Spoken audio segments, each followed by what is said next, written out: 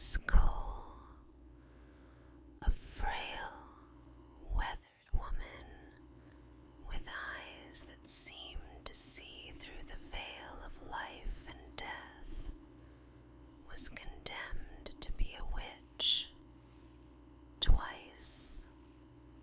The first accusation came in 1656, when the village suffered one tragedy after another.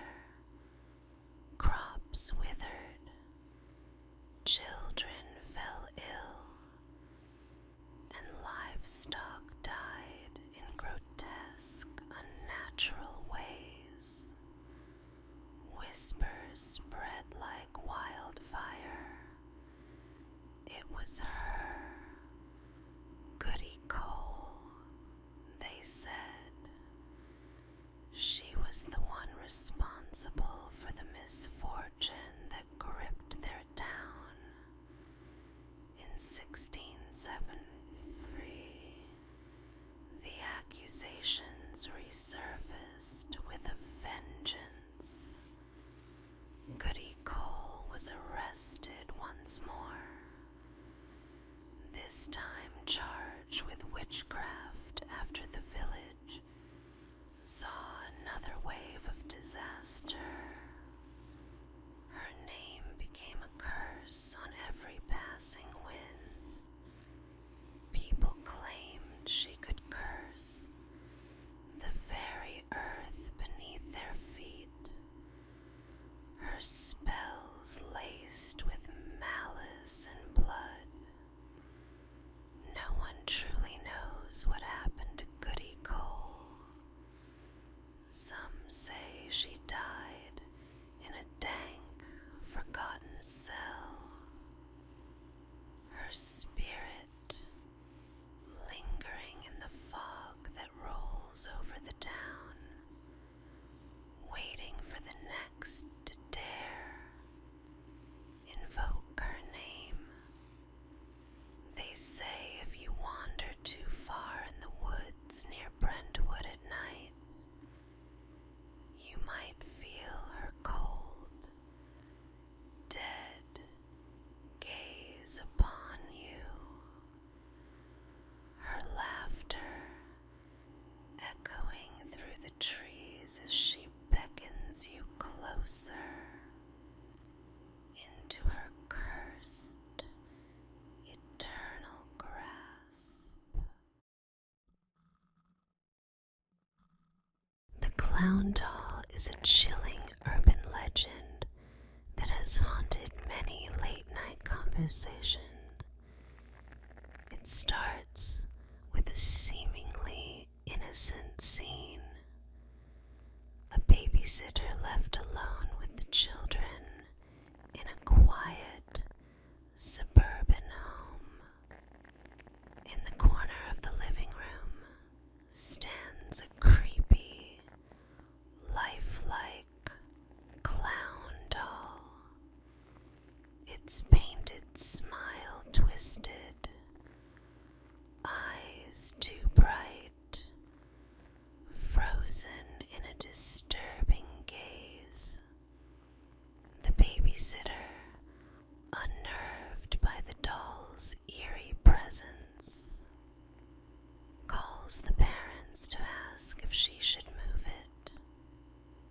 But the voice on the other end of the line is calm, almost too calm, as they reply, "We don't own a clown doll."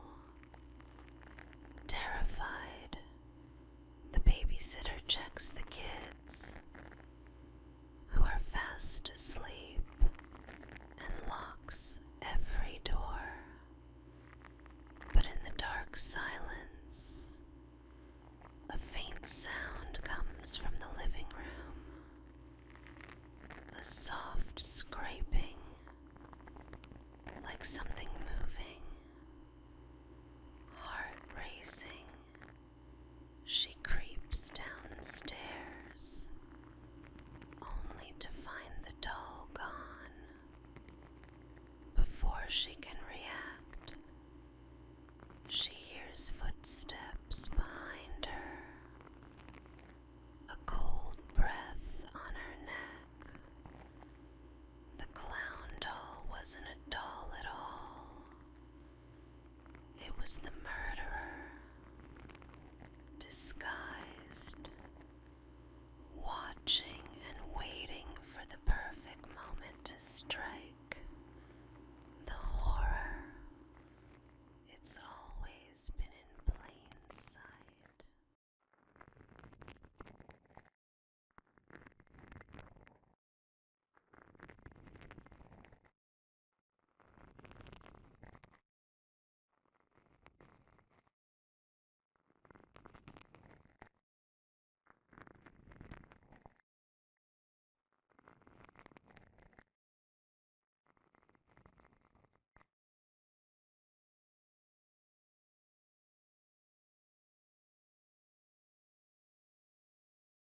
They say it happened on a calm, clear afternoon. An unsuspecting scuba diver plunging into the depths of a peaceful lake, unaware of the nightmare lurking above. As he drifted beneath the surface, an aerial water bomber, a monstrous helicopter carrying a massive bucket, descended over the lake, ready to scoop up gallons of water for the raging wildfire miles away. The diver never saw it coming. In a single moment, his tranquil underwater world turned into a chaotic torrent. The water bomber's bucket plunged down, capturing not only the lake's water, but also the diver, pulling him skyward with a force so brutal he was stripped of breath and bearings. He was yanked into the open air, disoriented, tangled within a swirling mass of water that blinded and suffocated. Some say his screams were drowned out by the chopper's roar. Carried for miles, helpless, he was finally dumped, along with the payload, over the inferno. Firefighters on the ground watched in horror as not just water, but a twisted figure fell from the sky, crashing onto the burning earth. A scuba diver in full gear, limbs contorted in a final futile attempt at escape. The myth has been debunked, dismissed as impossible, a dark tale born from the fevered imaginations of those looking for thrills. But those who fight fires in the wild will still glance up nervously when the bomber passes overhead, haunted by the thought of what might be lurking unseen in that churning mass of water, a fleeting echo of a nightmare that might just be real.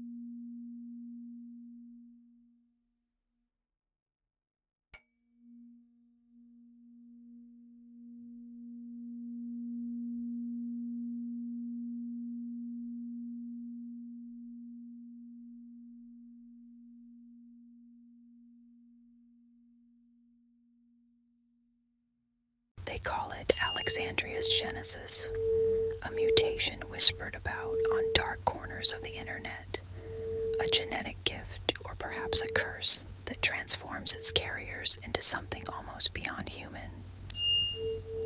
Those with this mutation are said to possess eyes of an unnatural shade, a deep, almost glowing violet that seems to pierce through your very soul. These eyes are not merely beautiful. They hold an ancient knowledge, something that feels off, something that hints at a reality beyond what we understand. The carrier's skin is pale, almost shimmering, as if reflecting moonlight, and they lack the imperfections of humanity.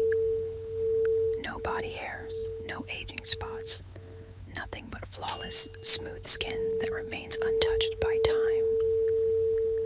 For women, there is no menstruation, but they remain fertile, a cruel and paradoxical defiance of the natural world. It's said that those who have seen them can't shake the feeling that there is something distinctly cold about their presence, a detachment from the world that makes them seem almost spectral. There are those who claim to have met someone with Alexandria's Genesis. They describe encounters with people who seem ageless, their eyes too intense, their manner too calm, as if they were only pretending to be human. Rumors say they live for centuries, watching silently as the world changes around them, untouched by the march of time, their violet eyes betraying no hint of emotion.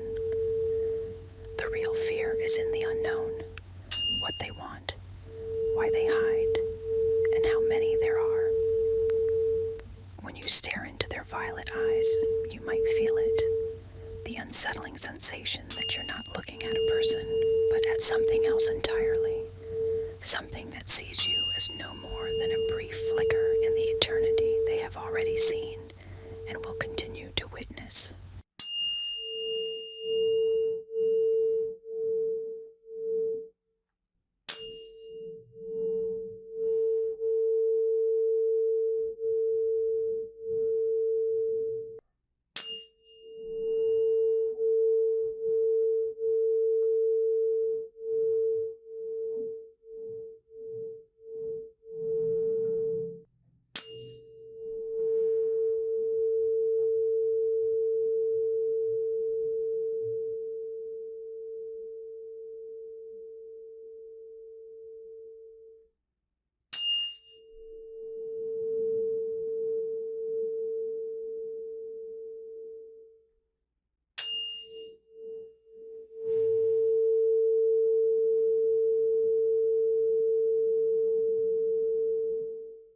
Late one stormy night, a teenage babysitter named Sarah sat alone in the darkened house, listening to the quiet breaths of the children sleeping upstairs.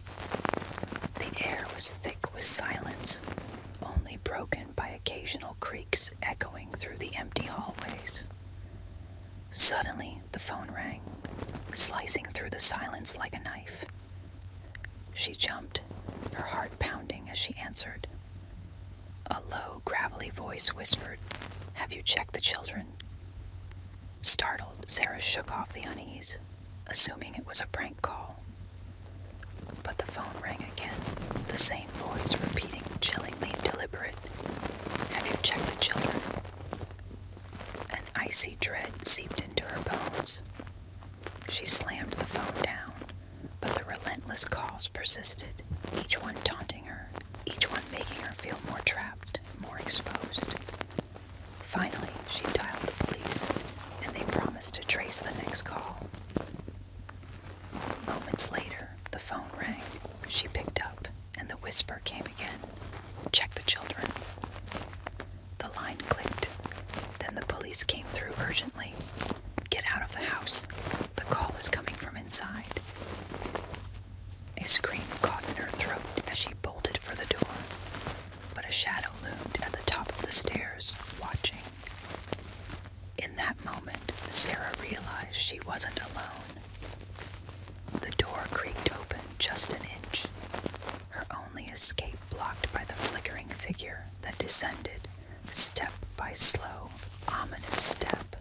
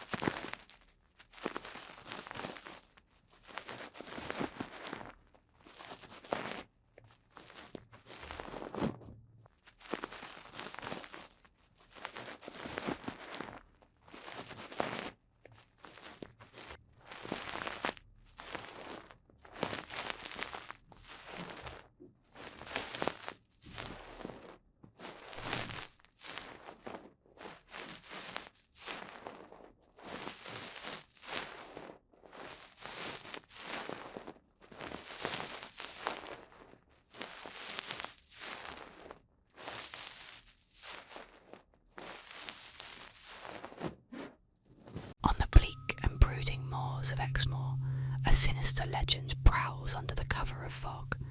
The Beast of Exmoor.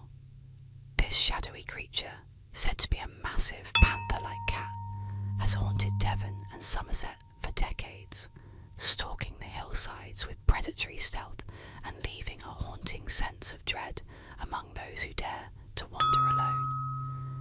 The sightings began with strange gutted livestock, sheep and cattle left torn and bloodied in the fields, their bodies shredded as if by claws, both powerful and merciless. Farmers spoke in hushed voices of a creature with pitch-black fur and glowing amber eyes, a beast whose presence seemed to darken even the coldest nights.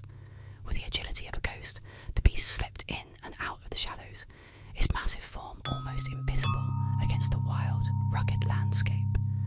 The few who glimpsed it reported an eerie silence, a predatory stillness that filled the air just before they spotted a flicker of movement, a sleek shadow stalking through the mist. The beast's piercing gaze and sleek, muscular form struck terror into anyone unfortunate enough to catch sight of it. Hunters and locals formed search parties, eager to rid Exmoor of its phantom predator. They scoured the moors, rifles in hand, yet the creature always evaded capture, leaving only clawed imprints in the damp earth and lingering, blood-curdling growls in the distance. Today, the legend of the Beast of Exmoor endures. When the fog rolls thick over the moors and the wind whispers through the gnarled trees, locals warn to keep close to the path and avoid the dark, lest they become prey to the elusive, unyielding shadow known only as the Beast.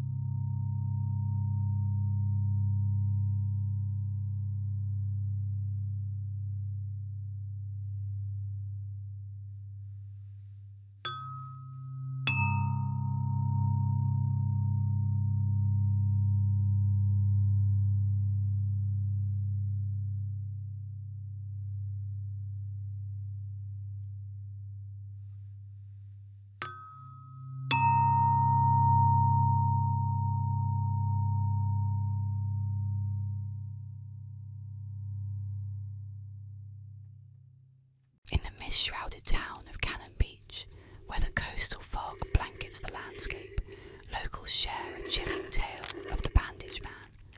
They say he was once a logger, a man hardened by years of grueling labour, but fate twisted his life in a nightmarish direction when a brutal accident at the sawmill left him shredded, his body mangled by spinning blades, flesh torn and bones splintered. The legend tells of his agonising screams that echoed long after the sawdust settled, his body cloaked in blood-soaked bandages, clinging to life before death finally claimed him. Yet death did not bring him peace. No, it bound him to the land, cursed to wander the coastal roads and woods, an undying shadow of suffering and rage. Locals claim that the Bandage Man haunts the old logging roads, reeking of decay and vengeance, waiting to unleash his fury on unsuspecting travellers who dare cross his path. On a cold, moonless night, two teenagers named Lisa and Mark drove up to a secluded lookout on the cliff, their laughter carrying through the still night. They parked, content with each other's company and the eerie quiet surrounding them.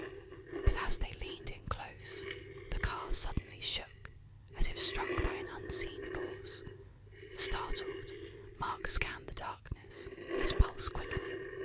Nothing but fog and shadow met his gaze. Then came a stench, the foul, sickly odour of rotting flesh and mould. It seeped into the car like an omen,